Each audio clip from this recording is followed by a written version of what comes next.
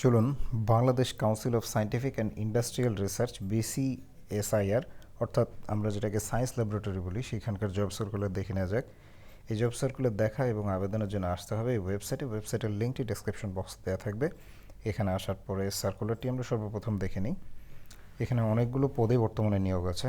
সর্বপ্রথমে আছে accounts officer ৯ নম্বর গ্রেডের পদের সংখ্যা ২টি, মাস্টার্স ডিগ্রি এবং ৩ বছরের অভিজ্ঞতা সহ ৩ বছরের অভিজ্ঞতা অথবা স্নাতক ডিগ্রি তৎসহ সংশ্লিষ্ট ক্ষেত্রে ৭ বছরের অভিজ্ঞতা।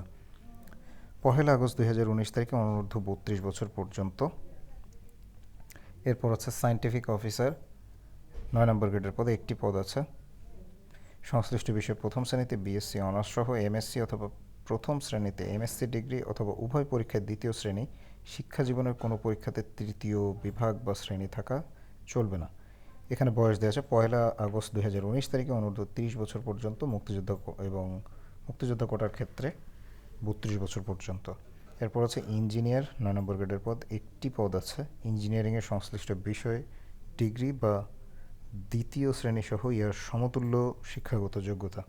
এরপর আছে অ্যাসিস্ট্যান্ট ইঞ্জিনিয়ার, দ্বিতীয় বিভাগে BSc ইঞ্জিনিয়ারিং ডিগ্রি। এরপর আছে রিসার্চ কেমিস্ট, দ্বিতীয় বিভাগ বা শ্রেণীতে BSc ডিগ্রি অথবা MSc, শিক্ষা জীবনের কোনো স্তরে তৃতীয় বিভাগ থাকা চলবে না। এরপর আছে টেকনিশিয়ান, HSC বা সমমানের যোগ্যতা অথবা সংশ্লিষ্ট ক্ষেত্রে ডিপ্লোমা।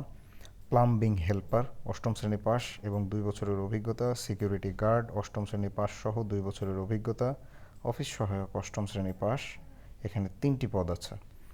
আবেদনের জন্য তো বলে দিয়েছি, এই ওয়েবসাইটে আসতে হবে এবং আবেদন করার সর্বশেষ তারিখ ৩০/৯/২০১৯ বিকাল ৫টা, অর্থাৎ ৩০শে সেপ্টেম্বর ২০১৯ বিকাল ৫টা পর্যন্ত আবেদন করা যাবে এবং আবেদন করার পরবর্তী ৭২ ঘন্টার মধ্যে টেলিটক প্রিপেইড মোবাইলের মাধ্যমে SMS করে পরীক্ষার ফি জমা দিতে হবে এবং ৩০০x৩০০ পিক্সেলের ছবি এবং ৩০০x৮০ পিক্সেলের স্বাক্ষর আপলোড করতে হবে।